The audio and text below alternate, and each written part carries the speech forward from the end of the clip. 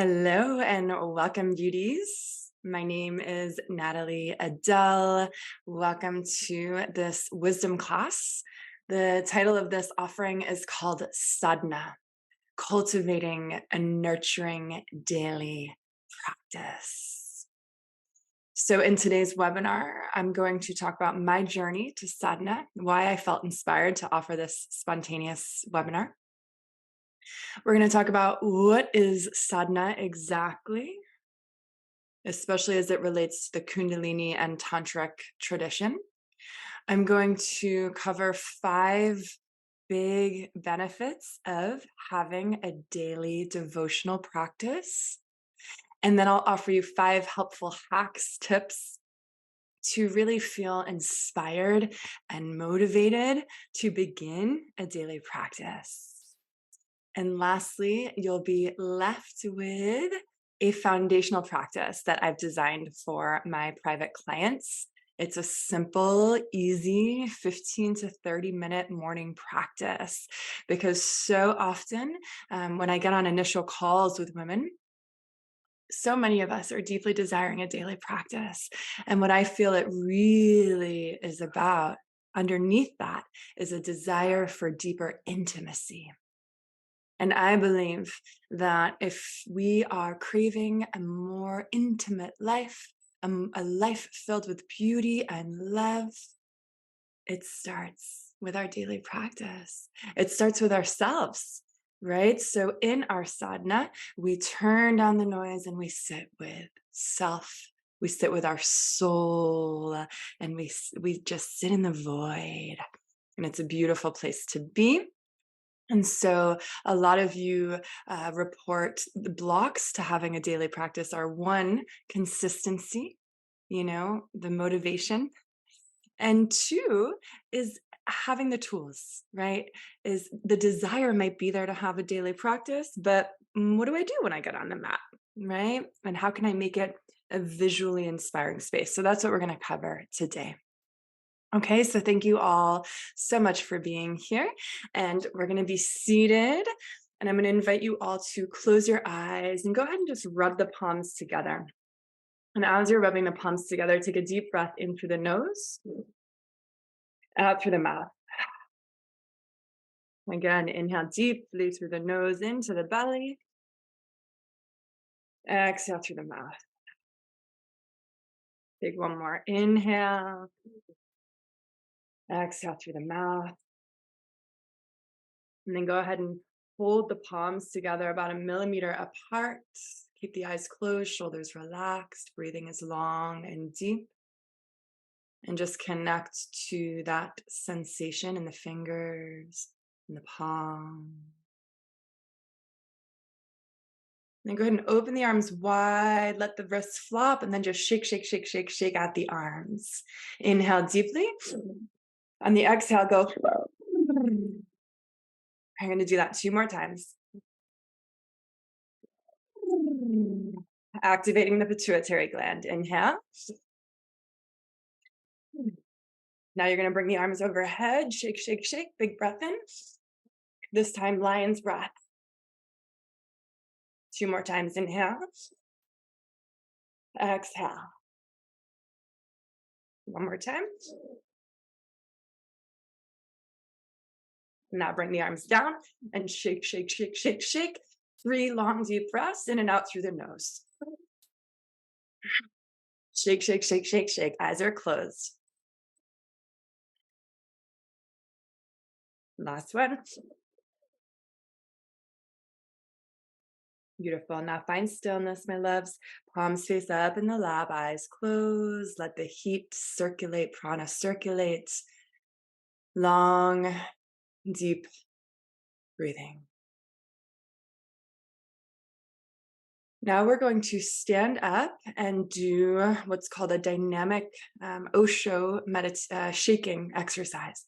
So the top part of my body is going to come out of the screen, but we're all going to come to standing. And this ties deeply into the webinar, but I really want us to be embodied before we dive into the juice. So we're going to come up to standing, both feet are going to stay on the ground. That's very important. Heels, balls of the feet stay on the ground. And then we're going to shake like this. We're going to be bouncing. So I'm going to stand up and we're going to join in. Feet are hip width apart. Arms are down by your side. Feet stay on the ground. And you're just shaking like this. So the upper body is fluid. You can see there's a lot of bounce in my hips. And you're going to inhale through the nose. Exhale through the mouth.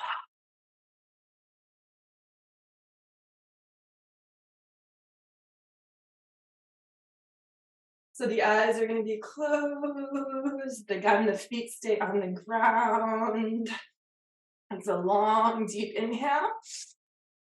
And a jagged, bouncy, chaotic exhale, riding the body. Close the eyes. 3 more breaths.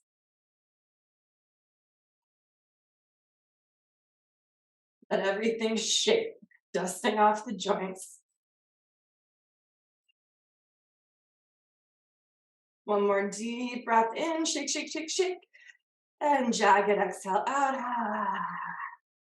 Beautiful. Find stillness now. Close the eyes. Inhale deeply. Hold the breath at the top. And exhale, sigh it out. Let's come back to seated. Go ahead and close the eyes. Palms face down on the lap.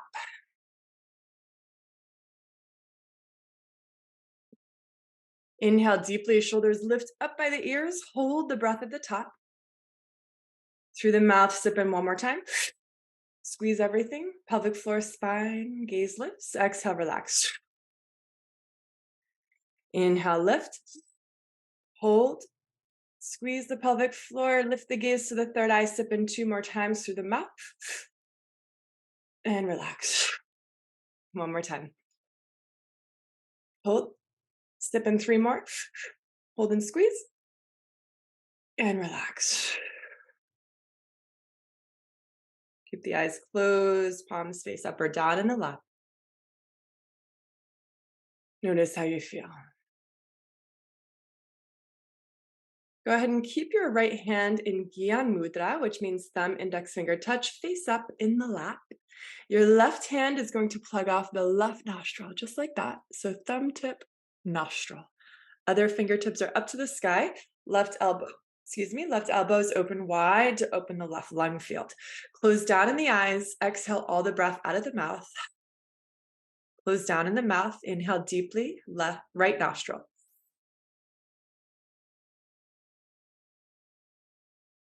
Stay where you are. Exhale fully, right nostril.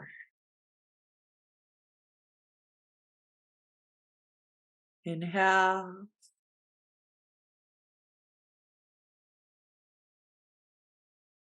Exhale. Keep on going. Eyes closed, breathing is long and deep through the right nostril.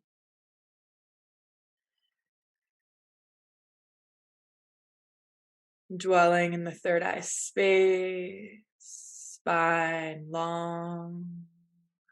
Feel your tailbone grounding into the earth. When we breathe through the right nostril, we're activating the right side of the body, the yang side, the masculine side, the sun, the fire, the penetrative, giving energy. Take another deep breath in.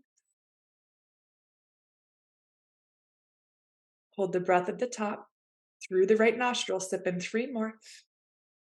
Hold and squeeze, lift the pelvic floor, lift the gaze, squeeze the spine. And as you exhale, release the left hand meets right in Gyan Mudra. Inhaling and exhaling through both nostrils.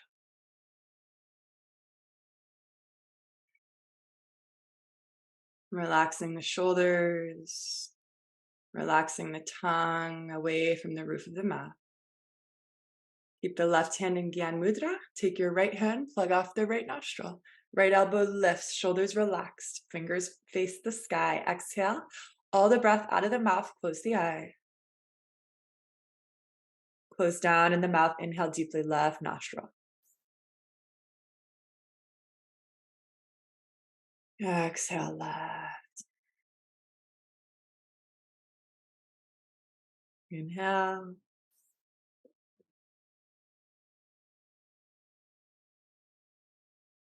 Exhale. So keep on flowing like this. Right elbow stays open, shoulders relax. Long, deep breathing all the way into your navel center, all the way down into your pelvic bowl. Activating the left side of the body, the moon side, the lunar side, the feminine, the shady, dark night, the intuitive side, the receiving side. When we do this variation of alternate nostril breathing, we help to balance the brain. On your next inhale, take a deep breath in, hold it at the top. Sip in 3 more through the left. Hold and squeeze the pelvic floor, lift the gaze. Exhale, release the right hand, Gyan Mudra. Exhale through both nostrils, shoulders relaxed, eyes closed. Inhale through both nostrils. And exhale through both nostrils. We're now going to combine those two with Nadi Shodhana. Nadi Shodhana is alternate nostril breathing. So you're going to take your left hand and place your index finger and middle finger in the third eye. This helps to ground us, yeah? And then you're going to take your ring finger and plug off your right nostril. Keep the left nostril open. So we're using the thumb and the ring finger like this. Elbow open. Inhale deeply through the left nostril. Stay here, plug off the nostril, release the right nostril, release the ring finger, exhale. Stay as you are, inhale through the right nostril. Hold, plug, release left nostril, release thumb, exhale. Inhale deeply, left nostril. Plug, hold, release right, exhale. Inhale. Plug, hold, release left, exhale. Let's keep on flowing through that on our own. We're now fusing left and right side, totally recalibrating the brain, balancing the brain, calming down any scattered, overwhelmed, chaotic energy. Keep on flowing through your alternate nostril breathing, Nadi Shodhana.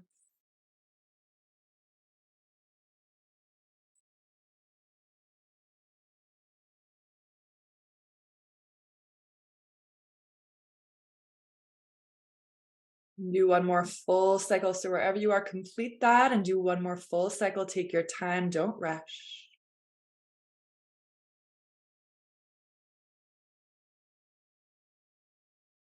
Whenever you're done, both hands meet Gyan Mudra in the lap. Shoulders relax. Tongue relax. Long, deep breaths in and out through both nostrils.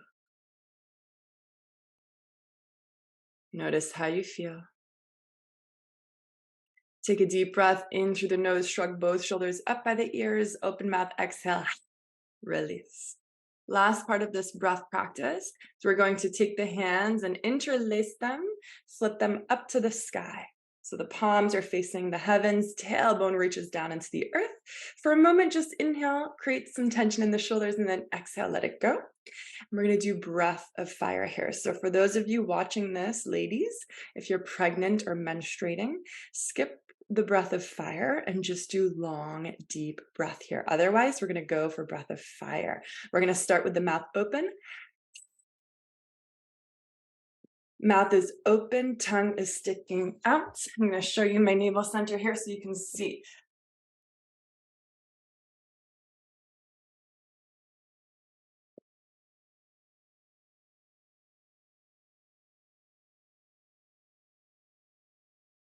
So you guys keep on going. I'll guide. When the mouth is open wide, the tongue is sticking out. It helps to detoxify the heart field, detoxify the tongue, release any unspoken words. And again, the exhale is coming from the navel.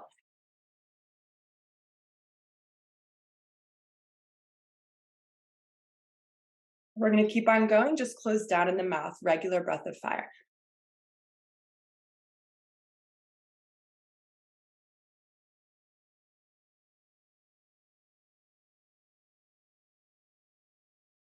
5, 4, 3, 2, 1. Inhale deeply. Hold the breath at the top. Sip in 3 more through the mouth. Hold and squeeze. Lift the pelvic floor, navel in, chest lifts, gaze up to the third eye, squeeze and hold. And then exhale, shake it all out. Shake, shake, shake, shake, shake, shake, shake, shake, shake, shake, shake, shake, shake, shake, shake, shake, shake. Big inhale through the nose. Exhale through the mouth. And as you're ready, my loves, inviting you to meet me here in a meditative seat. Thumb and index finger touch. Eyes are closed. Inhale fully. Exhale completely. Notice how you feel.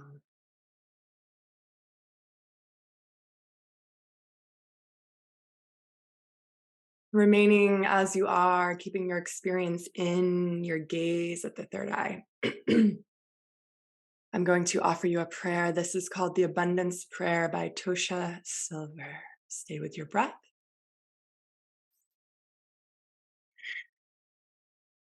Divine beloved,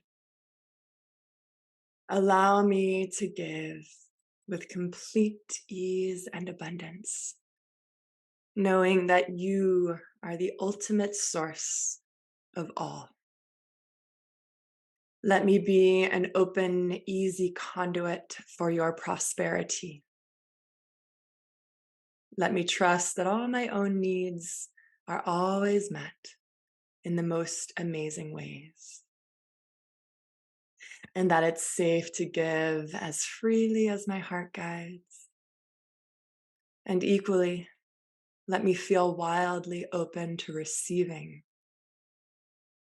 May I know my own value, beauty, and worthiness without question. Let me allow others the supreme pleasure of giving to me. May I feel worthy to receive in every possible way.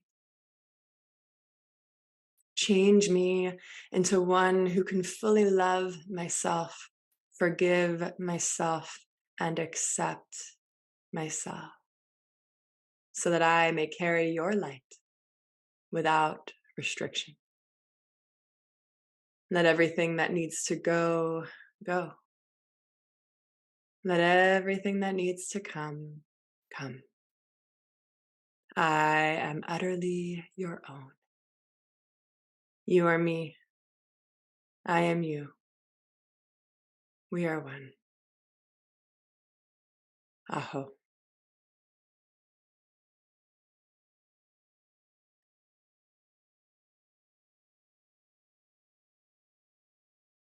Keeping your eyes closed, your heart open. The invitation is to just tune into how you feel in this moment. Notice any shifts in your energy body, any shifts in your physical body, any spaces that feel more open, light, expansive. Notice if any emotions got rustled to the surface. And as you feel ready, you can open your eyes. So here we are, a little bit more embodied. So plot twist, what we just did, y'all, that's my foundational practice that I'm offering you, that I offer to my mentees. And my mentees start with this foundational practice for like 3 to 4 weeks before we add to it. So, what I want to share about this foundational practice is it's simple, but because it's potent, it involves shaking, breath, movement, sound. These are tantric elements: breath, movement, and sound. This is a Kundalini inspired morning practice. It's potent. It's like opening these windows to your body and letting the light flood in, just like it's doing here in the background. Yeah. So when I offered this webinar last, I asked everyone after, how are you feeling? And they typed in words like, I feel like I have more air. I feel light. I feel clear. I feel grounded. I feel held. Right. And so this foundational practice is quite simple. It's shaking, just like we did, sitting and standing. It's pranayama. I led you through a really simple pranayama of left nostril, right nostril, both nostrils, and breath of fire. And then I like to include some journaling after you've shaken off the stagnant energy of the night, while sipping some herbal tea or a yummy elixir such as cacao or golden milk. And that's it. That's it. And we'll talk a little bit more about this later, but another key to this return ritual, this foundational practice, is to not have your phone anywhere nearby you when you're doing this practice. And in fact, to not check your phone until after your morning sadhana. And so we'll get to that a little bit later, and I'll leave the link to my morning ritual down below, the graphic, as well as the abundance prayer by Tosha Silver. So let's begin. So one of my teachers, Guru Singh, says that the best time to prepare for something is before we do it. The best time to prepare for something is before we do it, which makes sense, but that's not always how it goes, especially in our culture that's so fast paced. Oftentimes, we're preparing for things after they've happened, right? So, sadhana, what is sadhana? Sadhana is a term, it's a Sanskrit word, and it's a term commonly referred to in Kundalini technology and Hindu and Buddhist tantric traditions. And what it means is it is a spiritual exercise that evokes divinity. A spiritual exercise or practice, I like that word better, that evokes divinity. Sadhana is a daily practice, right? And a key element of sadhana is it's daily. So this is why sadhana is different from other self-care practices that you may have, like popping into your favorite hot yoga class, or getting some time on the Peloton, or taking your dog for a walk around the reservoir. These are all taking a bath, right? These are all incredible other self-care things. But sadhana is what happens every single day, particularly, specifically, first thing in the morning. And again, it's a soulful practice that evokes the divinity within and without. It is a communion with your soul. It is a conversation with source, with spirit. It's a holy and sacred and devotional practice. And so that's what it is, right? And there's many ways that we can access that. We can access that through chanting, toning, reading spiritual texts, journaling, praying, practicing Kundalini yoga, breath work. There's many ways that we can do it. The key is that it's disciplined and it happens daily to the best of our ability, and that the intentionality behind it is to commune with God, spirit, divine, the universe, universal energy, the infinite sea of love that is all around us and within us. And again, remember, the best time to prepare for something is before you do it. So sadhana is a practice that happens every morning to prepare us for the day ahead. By flooding our body with light, flooding our body with energy, opening up the stiff joints, fine-tuning the glandular system, aligning the chakras, allowing us to sit with self and dump the monkey mind, get us into the body, right? A mantra that I love to infuse with sadhana is I am worthy to receive love and devotion. I am worthy to receive love and devotion. You're literally imprinting that mantra, coding that knowing that you are worthy of love, consistent love, unconditional love, unwavering love, day after day after day, by not expecting it from anyone else, but by giving it to yourself. And that's where the healing really, really happens. That's where the inner child can relax and say, oh, he's here for me today. She's here for me today. And I know they'll be there tomorrow too. It's so deeply rewarding. So let's take a deep breath into that knowing that you are worthy to receive unconditional love and devotion every day.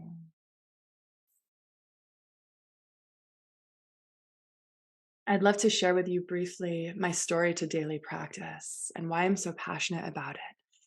So, I used to own a yoga studio and organic spa with my twin sister, Holly. It was called Vasu. It was heaven on earth. And we owned that studio for about 5 years, and it was wildly successful. And it was home for me. And it was a beautiful place and space for myself and others to gather and practice yoga, among other things. And so at that time, my practice was, taking a yoga class 3 times a week, 4 times a week on a good week. And that was deeply fulfilling for me then. And it was the best that I was able to do at that time. I didn't know about sadhana. I didn't really know about daily practice or the value of it then.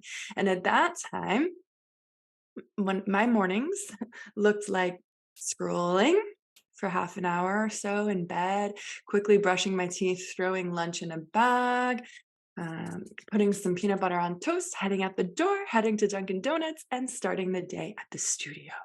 Yeah, that was my daily practice. But then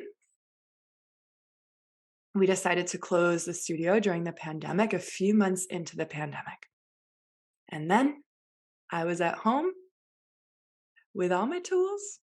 I brought the mats from the studio and the oils from the studio and the props and the blankets and the eye pillows and a wide open morning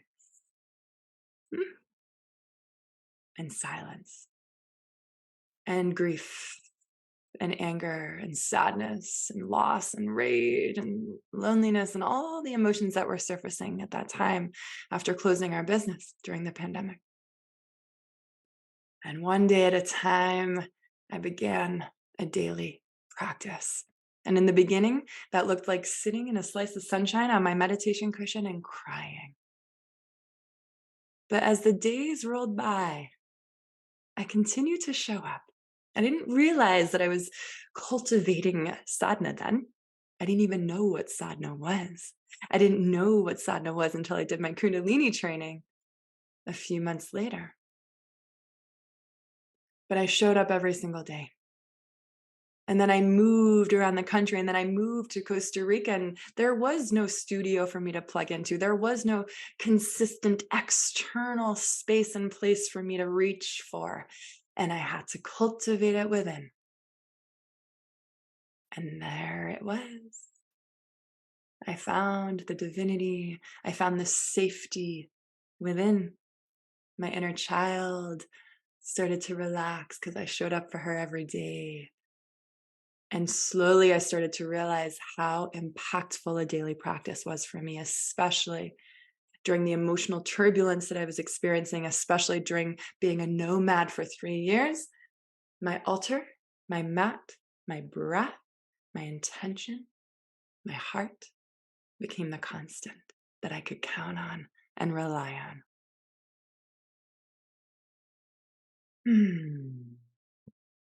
So, sadhana, a spiritual practice that evokes the divinity within.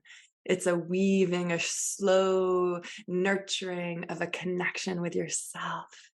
And I know from the work that I do with women that so many of us have forgotten who she even is, what she even needs.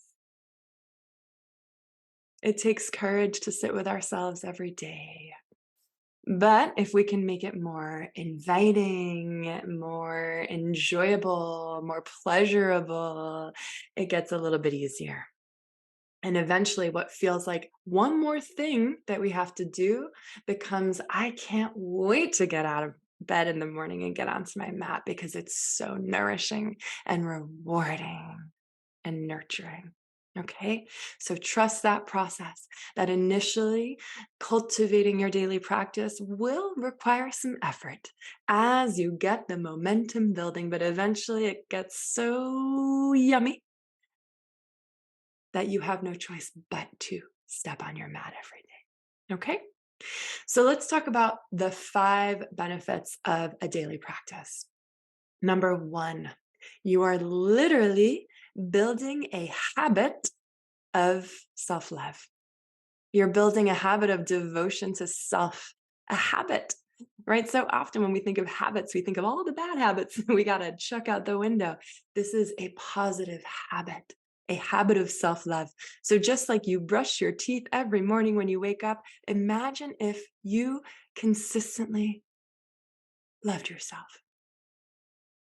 The same way you consistently brush your teeth without fail every single day. So when you sit on your mat every morning and you practice your daily sadhana, you're cultivating the habit of self-love. And you're literally rewiring your inner cells, your DNA to believe, I can do it and I'm worth doing it. Benefit number 2, you start to widen your perspective.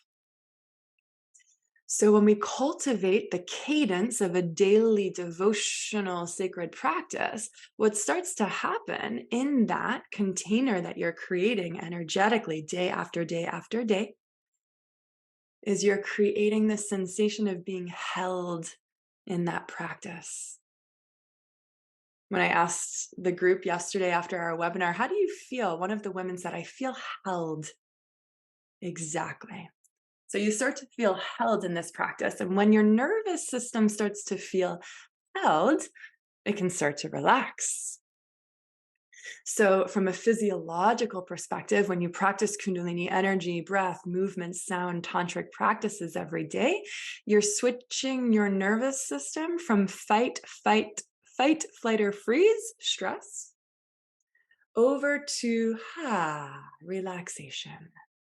Stay, play, rest, digest, intimacy, vulnerability. That's what happens when the nervous system is relaxed.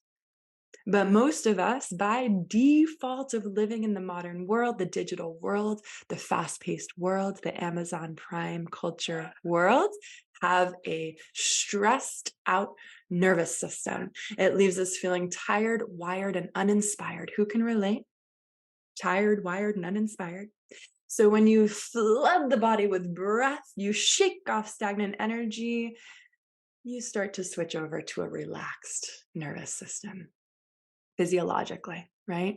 Psychologically and emotionally, when you have a practice at the same time pretty much every day, and your metronome, your internal metronome knows that safety, it starts to let go. The body's like, She really is showing up for me.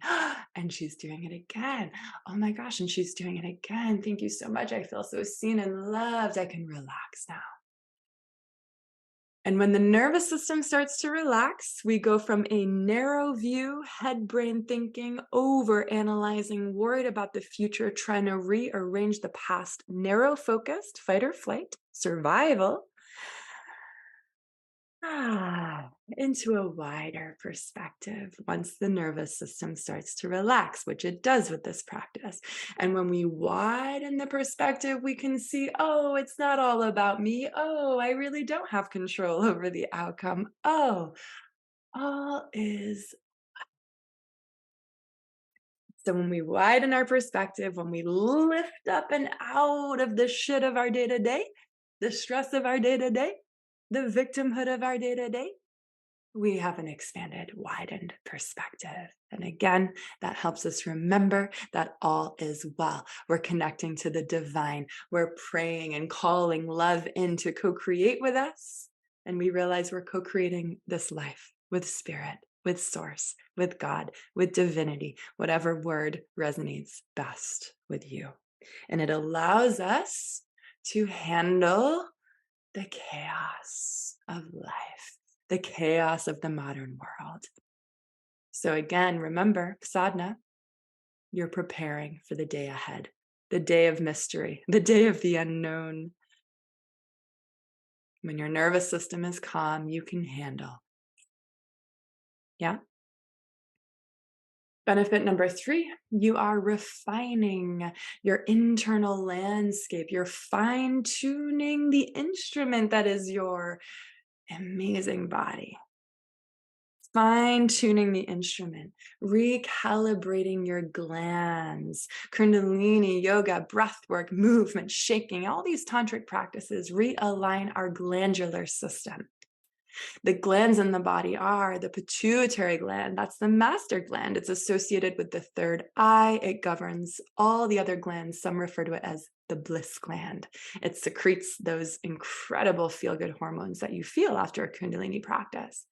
The next gland is your thyroid gland. As we can see, it lives here in the neck. It's connected with your throat chakra. It governs your metabolism, right? It's like the thermostat of your body. Then we have the thymus gland, lives here in the space of the heart. It's aligned with the heart chakra. It governs our immunity, our vitality, our immune system. Then we move down into the solar plexus, your third center, your inner sun, and the gland there is your pancreas.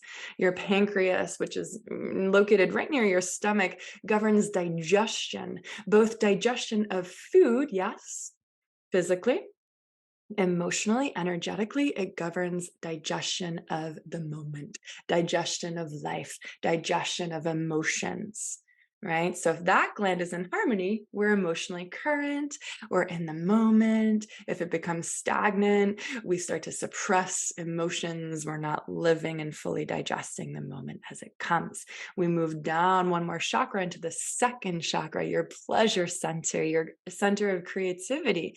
The glands associated with that are, no surprise, your ovaries, right? In women, in males, the testes. These are the glands of sexuality, reproduction, and fertility. And then lastly, your root chakra, your first chakra, the gland associated there are your adrenal glands. The root chakra governs your sense of safety, your sense of belonging, your sense of peace. When that is out of harmony, your adrenal glands fire off and we feel unsafe. We feel like we don't belong in this world and that we are not welcome. Every gland has an associated emotion. When they are in harmony, all is well. And you feel ease and you feel at peace and you feel expanded and you feel heart open. So know and trust that when you're doing your daily sadhana practice, when you're doing your daily Kundalini and breath work, you're reharmonizing the body. You're reharmonizing the glands. You're fine-tuning your instrument. You don't need to know how it works or why it works. Just trust the innate intelligence of your body. When your body is aligned, it naturally self-heals. It naturally self-regulates. It naturally self-harmonizes. So when you have a simple daily sadhana practice, you're just fine-tuning that instrument. Think of a guitar player. Guitar player will not get on stage without tuning their guitar. So think of it like that. You don't want to leave your house, enter your inbox, interact with your children before you, my love, are in tune. Yeah? Let's take a deep breath. Another benefit of daily sadhana is you're creating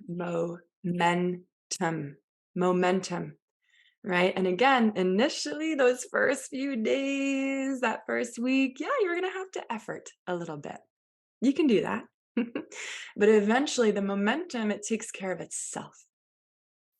Think of one of those water wheels, right? It's got buckets all around it. There's water pouring in from the top, water, water, water.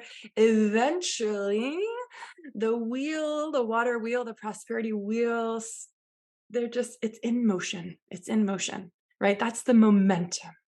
And think of the word momentum. It has the word moment in it. So momentum brings you from this moment into the next moment, into the next moment, into the next moment. You have momentum. You are a well-oiled machine. You don't have to think about the future. You're in the now. And this moment takes you into the next moment, right? And you unleash your radiance.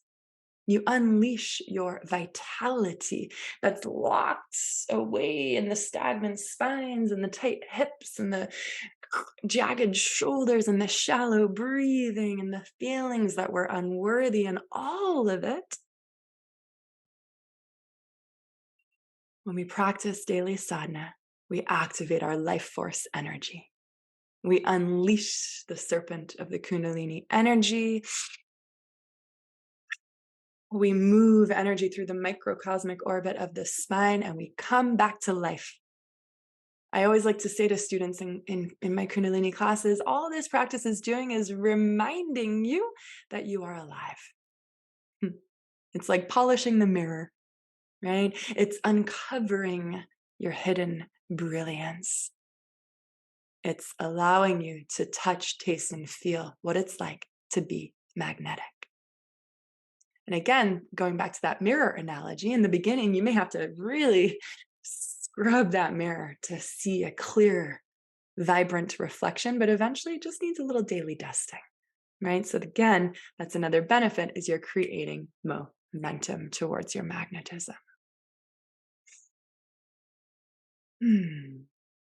And another benefit number 5 of daily sadhana, is it's your 0 point. It becomes your set point. It becomes the reset button. Because again, a key element of sadhana is that it's daily. And ideally, it's around the same time every day. So the nervous system doesn't have to guess, is it happening later? Is it happening tomorrow? Are we going to do this? Is it 3 o'clock? Is it 5 a.m.? Nope. Let the nervous system relax. Consistency cultivates a sense of safety in the body, in the mind, and the soul. And so here you go. Clock, reset, return to your mat. Sunrises, reset, return to your mat. Day's crazy, you go to bed at night, you sleep well or not, reset, come back to your mat, right? So it's the reset every day. It's your 0 point, it's your constant, it's your returning home. Day after day after day, just like the sun rises, day after day after day. And so what happens in that set point, in that 0 point, in that reset, is you return back home. Your yoga practice becomes the constant, right? Your sadhana becomes the cadence of self-love and devotion. And so you show up some days feeling guilty, feeling insecure, feeling angry, crying, happy, sad, exhausted, premenstrual, ovulating, whatever. You're the variable. You're the unique, ever-changing, mysterious being, but your practice is the constant. And so, in many ways, your sadhana, the energetics of that is very masculine. It's a container, just like the sun, Ra, is a masculine energy because he is consistent. He shows up every day. You know what he's going to look like, full and round and shining. So, that sadhana creates a masculine container of holding, of safety. And within that container, you, feminine being, can be yourself. Fluid, ever changing, evolving, just like the moon. Some days she's there fully, some days you can't see her at all. Mysterious. So, again, that daily cadence of sadhana creates the space and the safety for the mystery and for the grace of all that you are. And the reminder is to come as you are. You show up on the rainy days, you show up on the sunny days. If we only walked on sunny days, if we only practiced on sunny days, we wouldn't get very far, right? So again, sadhana is the knowing that you are worthy of deep embodied love and devotion every single day. Let's take a deep breath together.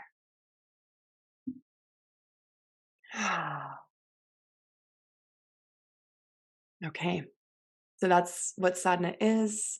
That's many of the benefits of sadhana. Of course, we are in the Aquarian age, the age of experience. The best way to actually know something is to do it. And to do it and see and notice how it feels for you, what shifts for you. Those are just general, overarching benefits. But then, of course, the uniqueness of your sadhana starts to take hold when you practice it. So, let's talk about what I've found to be from embodied experience, just simple, helpful hacks that will help inspire. The intention is that they help inspire and motivate you to get going with a sadhana. So, the first tip is to engage your senses. So, practice sensuality. Sensuality is engaging the innate intelligence of the senses of the body. This engages the vitality of the body, the intuition of the body.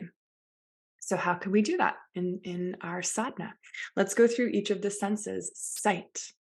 I like to create a visually, aesthetically inspiring space, a space that looks beautiful. Beauty is an expression of divinity. Beauty is one of the ways that the divine expresses itself, right? Look at a sunset. Look at a scenic mountain view. Look at a newborn baby. Beauty, perfection, right? So if we can create a space that's perfectly imperfect, but visually inspiring, that helps. We'll talk a little bit more about that later. Sound. So the moment I open my eyes in the morning, I'll start to set up my space. And one of those things includes turning on in the background with my speaker, a playlist. And typically I recommend to clients to play music that doesn't have lyrics in English, because if we start to hear lyrics first thing in the morning, it engages the head brain, it engages the thinking mind, and we can start to hook on to that. So I recommend either classical music. I'm a huge fan of solfeggio Hertz music. So Hertz music, you can find Hertz playlists on Spotify that align with each of the chakras. In Kundalini, we love to listen to gongs. It's literally bathing the subconscious, calming down the mind. And commonly, I'll listen to some devotional music. I have a whole playlist called Devotion, which is all Kundalini chanting, Krishna Das. These are things that are in Sanskrit and Gurmukhi, which are spiritual languages that are infusing whatever it is that you're choosing to listen to. It's infusing the space of your practice with sound, with vibration. And sound and vibration in the tantric lineage, they move stagnant energy. So sound is really valuable. Put on a playlist that's easy, repeat it, have it be soothing, let it land in your body in a way that nourishes you best. The next one is taste. So I'm a huge fan of making a warm, yummy elixir first thing. So I wake up, I turn on the kettle, I put on my Spotify playlist, and I'll make either Tulsi tea. So for those of you who follow my work, you know I'm a huge fan of Tulsi tea, also known as holy basil. It's an adaptogen. It helps to calm down the nervous system. It's kind of like got like a citrusy flavor, really, really yummy. I like it hot and iced. Or you could make a warm, yummy cacao or golden milk with turmeric. I uh, prefer to avoid caffeine just because caffeine's going to flood the body with stress hormones, and we're trying to do the opposite with our daily practice. But if you need coffee, go for it. So taste a warm elixir, warm lemon water, things like that. And then I'll bring my elixir to my altar. Then we're moving through scent. So I will light inspiring candles that smell good, that have essential oils in them. I'll light an incense. I'll burn some sage and smudge my space. So now I've got the music playing. I'm sipping on my tea. It looks beautiful. I'm petting my dog. And the last thing is touch. So this looks like maybe body brushing. I'm a huge proponent of body brushing first thing in the morning. If you're unfamiliar with what that is or how to do it, on my YouTube channel, I have a whole playlist called the Embodiment series that has a whole video on touch and body brushing first thing in the morning. So touch, I like to body brush to activate my lymph. I like to massage some energizing oils. Maybe they have lemongrass, grapefruit, or mint in them. Press some energizing oils into my face. Oof. And even if I just do that, y'all, and maybe jot a few pages in my journal, I feel amazing. Why? Because all my senses are turned on, which means I am turned on, right? Which means life force is moving through my body.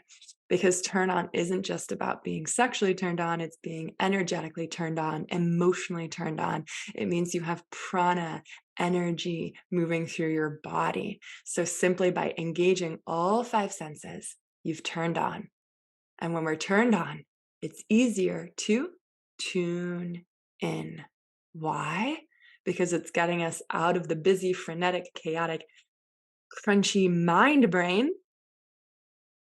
And when we activate the senses, we drop into the body. Yeah. Right? And into the bodies where we want to be to connect to the divine within us and the divine outside of us.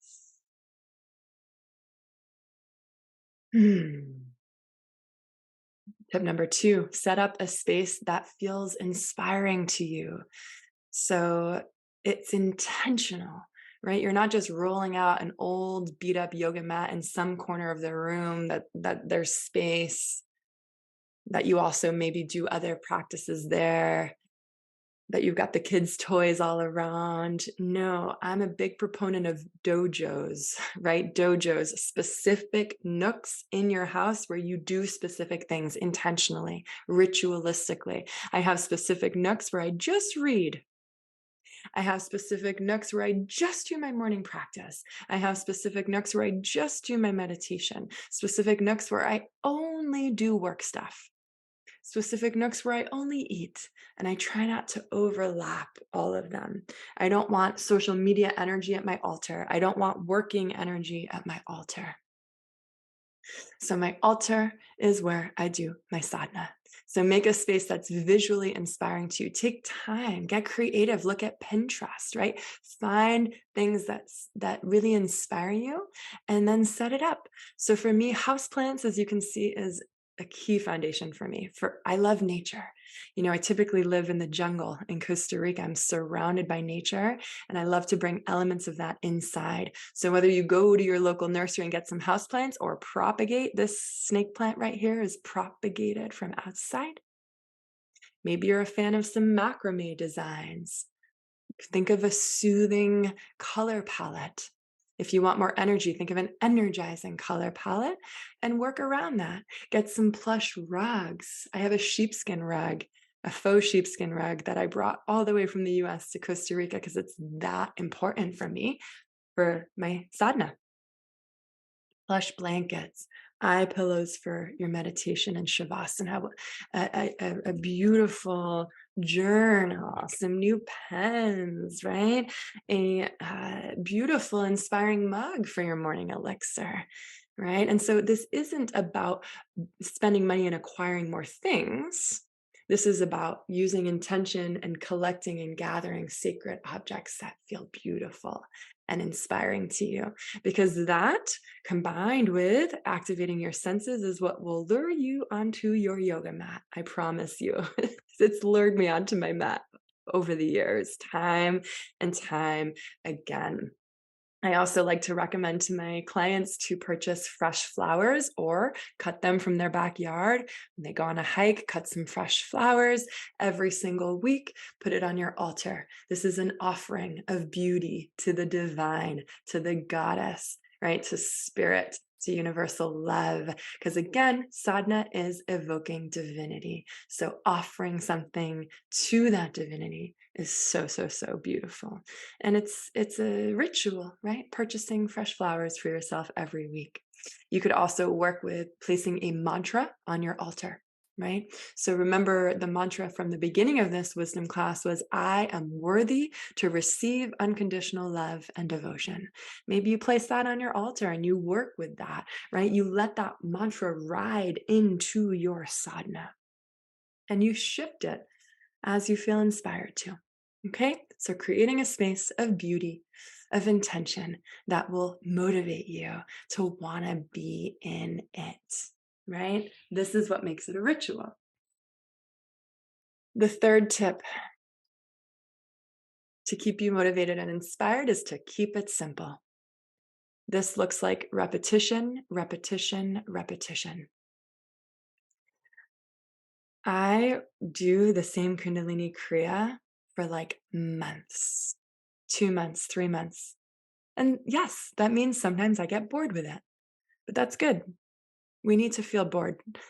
We live in a culture where we don't feel bored very often. There's so much variety.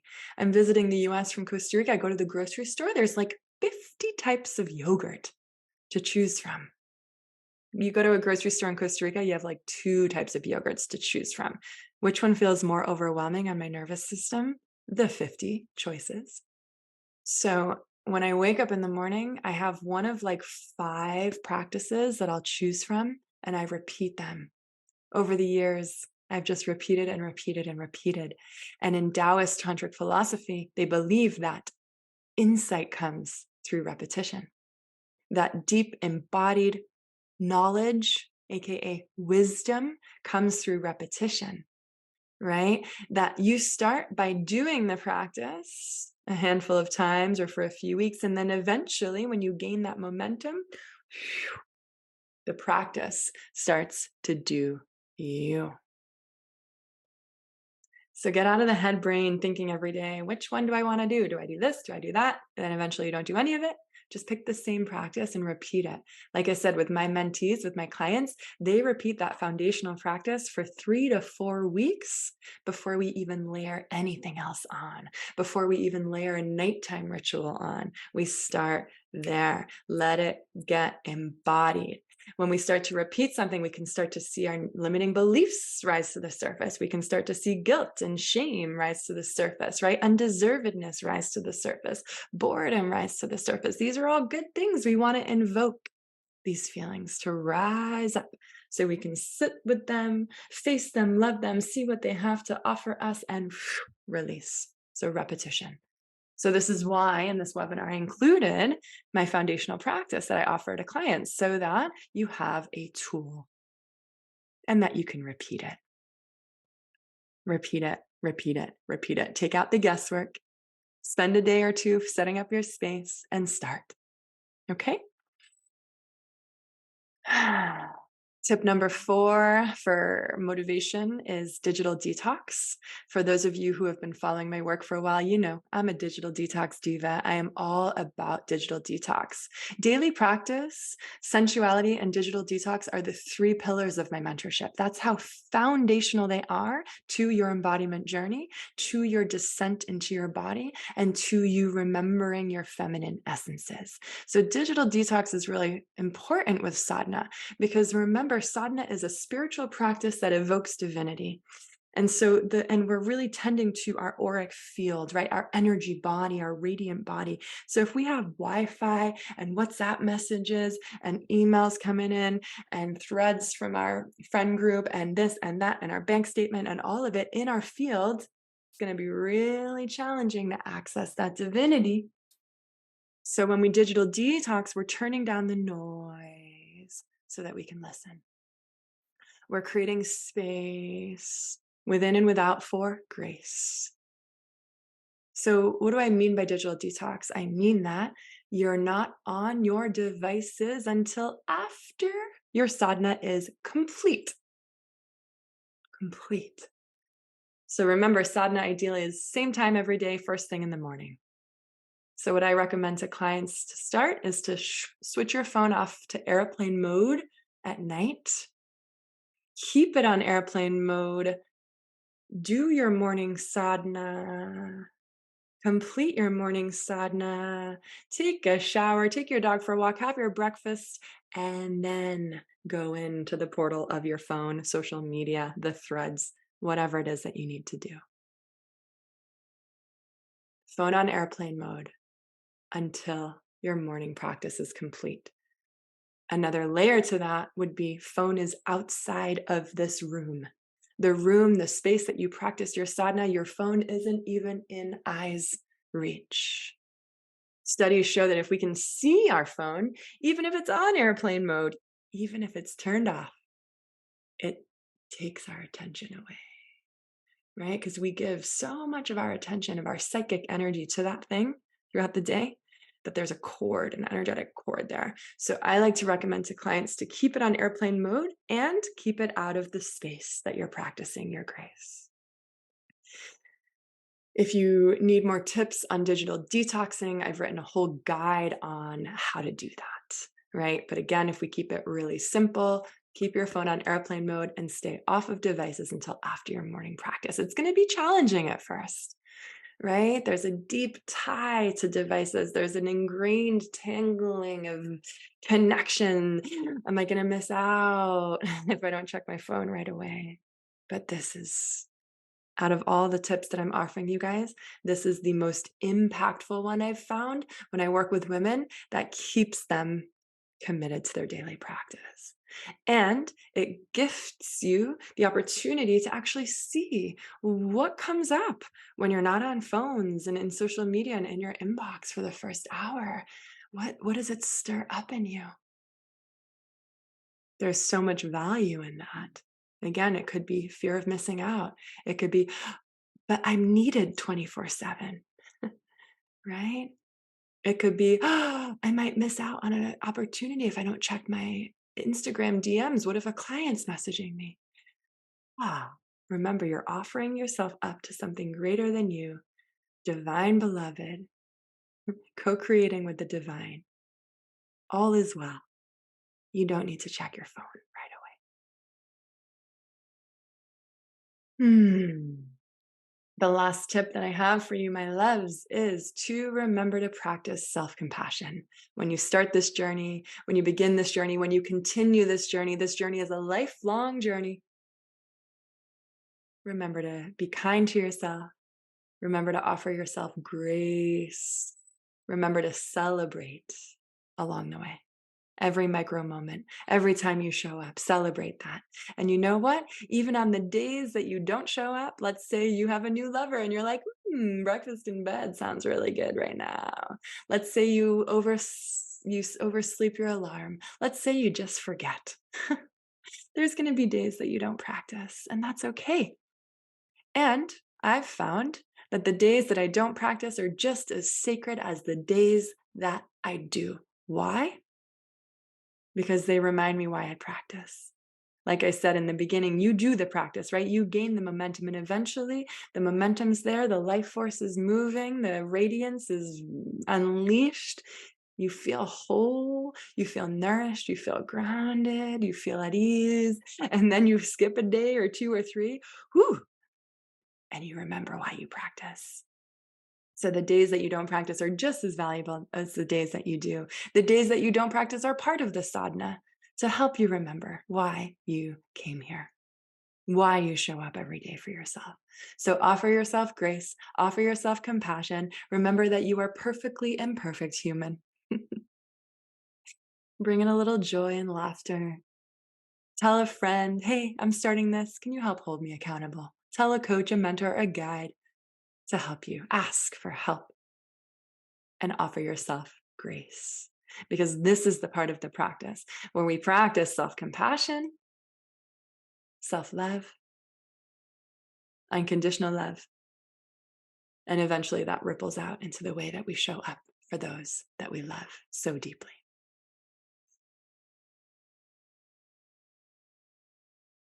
My loves, when you start to practice every single day, it sets the tone that you are worthy. It burns through the emotions of guilt and anger and shame and undeservedness and jealousy and insecurity and all those shadowy emotions that live in the lower three energy centers. Because you're flooding the body with light, with life force. You're unleashing the vitality within you, and you're showing up for yourself every day and tending to your inner garden. And there's so much beauty and devotion.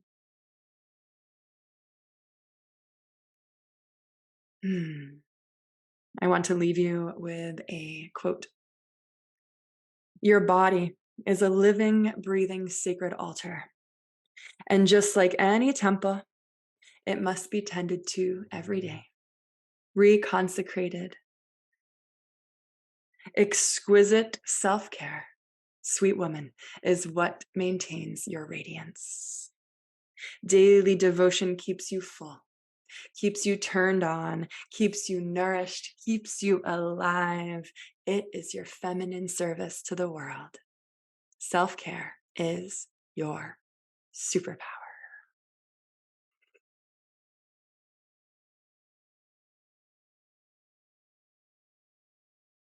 Thank you all so much for being here with me today. So again, my name is Natalie Adele. I'm a Kundalini teacher for everybody, and I'm a tantric embodiment mentor for women, for the feminine. I work specifically one-on-one with women in a private mentorship journey called Return. That is a healing descent into your body, into your feminine essences of relaxation, of play, of pleasure, of sensuality, of embodied confidence and power. These essences come online fully when you are home in your body, right?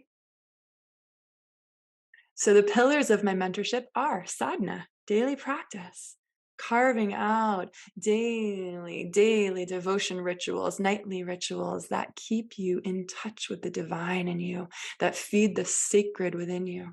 That's one of the pillars. One of the other pillars is desire and sensuality, using your heart, your body to guide your day, to guide your actions so that they're aligned, using sensuality and your senses to remember what it feels like to be alive, turned on, vibrant. And then lastly, the third pillar of this embodiment journey that I take women on is digital detox, living a life that's less online and more in your body, disconnected from devices and deeply inhabiting you. These are all challenging things to initiate and to stick with. And that's why mentorship is so helpful. Accountability is so helpful. Being offered a plethora of tools and resources is so helpful. And when you start this work of sadhana, daily practice, showing up for yourself, what starts to happen is hidden emotions surface, limiting beliefs reveal themselves, societal conditioning becomes made known, and it can be quite challenging. And so having a sister, a mentor, a guide to hold your highest desires in the front and center of your field is so transformative.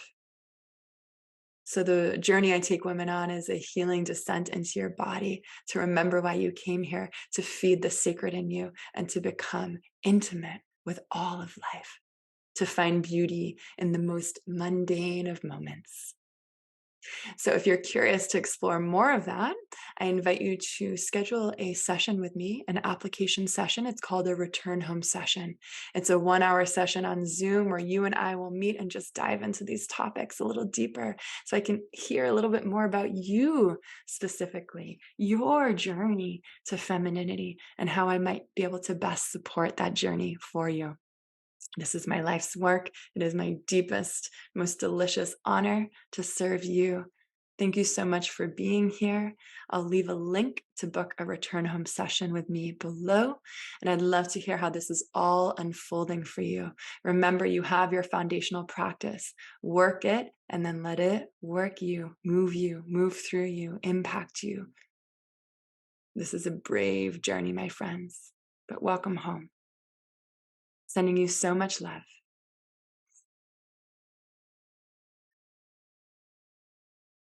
From my heart to yours, namaste.